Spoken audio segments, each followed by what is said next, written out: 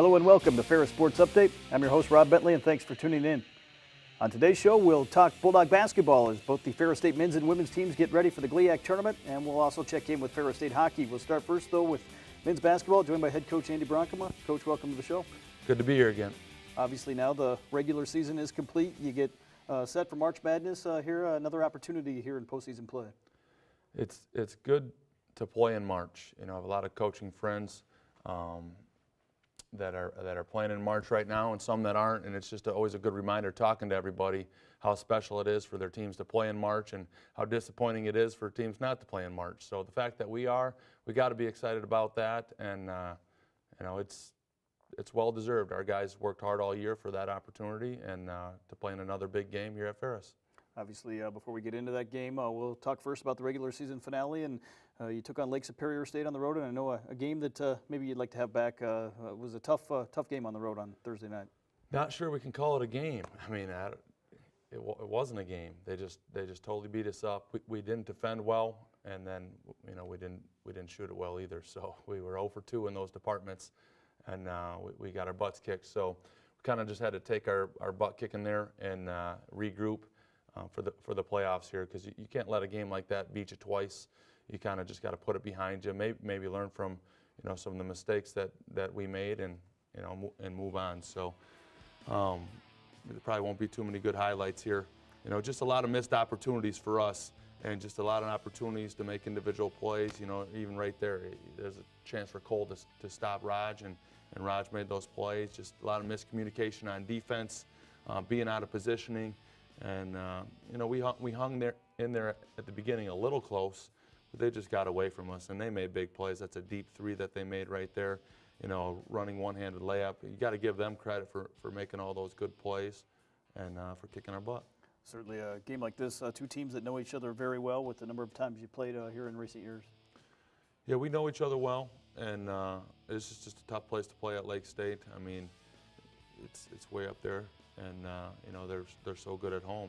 Shooting advantage in their gym is remarkable. But they've been shooting well all year. They're high up there in their percentages for their team, overall field goal percentage and three-point field goal percentage. So if you don't give them much resistance, they're going to put those shots in your face, and they did. Obviously, when they're shooting that well here at home, how does that change the game plan, maybe, or does it at all for your team? It doesn't change the game plan. I mean, we didn't really execute our game plan. Which was disappointing, and it's deflating. So, we had to find a way to step up and make some plays. And, even there before the half, I think that shot by Jalen cut it to 16. Can we get it to 9 in the last 2.5 minutes and then have a fighting chance the second half? No, it ballooned to 20 with, another mistake going too early at the end of the clock and fouling them and giving them free points at the end. I mean, and ultimately you boil it all down to just they weren't prepared because the coaches didn't prepare them. When it gets to its simplest form, yes, the players do need to make plays when they're out there, but if they're not in the right position or the right state of mind, then it's on the coaches. Obviously, a very even second half after that first half. How do you put a game like this behind you? Do you go back and watch it and try to learn from it, or do you try to move forward here as you get ready for another opportunity? Well, even maybe. I mean, they jumped out to up 30 so quick, and we put in, the last 2 minutes, 38 seconds, our subs gained 8 to 10 points, so it wasn't really that even. It was just an old-fashioned butt kicking. And usually I do watch the game films, but I couldn't stomach this one.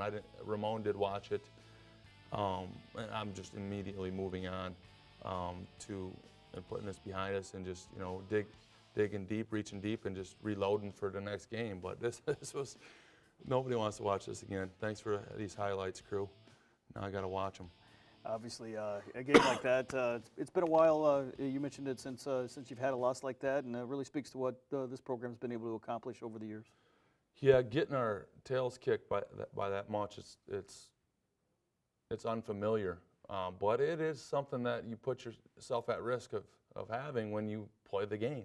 So I think it is what it is, and we'll just bounce back. We've been a resilient group. People in general are resilient. So my guys no different. We're ready to go for this playoff game, and we're going to give it everything we have. Obviously, we're recording this show here early in the week, Tuesday night, GLIAC quarterfinal matchup against Northern Michigan, and you'll face the Wildcats here for the third time this season.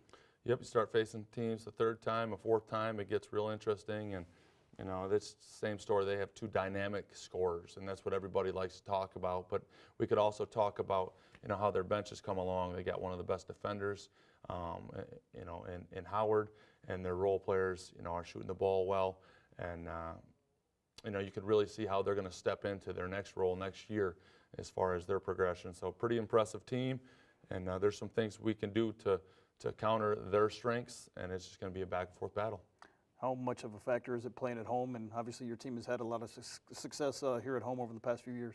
Well, we're happy it's at home rather than on the road, and you know, with any luck, we'll get a big victory, and then we won't have to travel far. You know, if Davenport can hold serve as the #1 seed, and we'll get the tournament, you know, in an area where a lot of our fans could travel and support us. So that'd be a nice route for us if we could do it. And but the first step is, you know, beating Northern Michigan, and that's no easy task. Obviously a game for both teams in terms of the GLIAC tournament, also NCAA regional rankings here on the line for both squads. A one game at a time mentality here at this point of the year.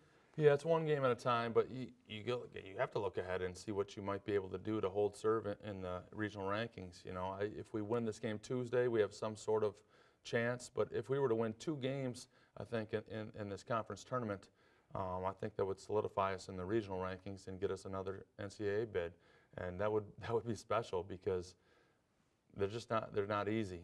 We've grown accustomed to them the last 4 years, but you know, if we have to take a year off this year, then we'll all remember how hard they are, and maybe it'll motivate us for the future, or you know, teach us the tough lessons. So. Obviously, in the conference tournament, semifinals on Saturday, championship on Sunday, a very competitive field once again, and as strong as any conference tournament here in the country. It really is, and everybody, all the coaches out there and the guys I've been able to build a relationship with, you know, they think their conference is the toughest, and for good reasons, really. But you know, I think the GLIAC is the toughest, and it's the most unique because all the teams, you know, are just jumbled together with talent. There's no real front runners and bottom feeders.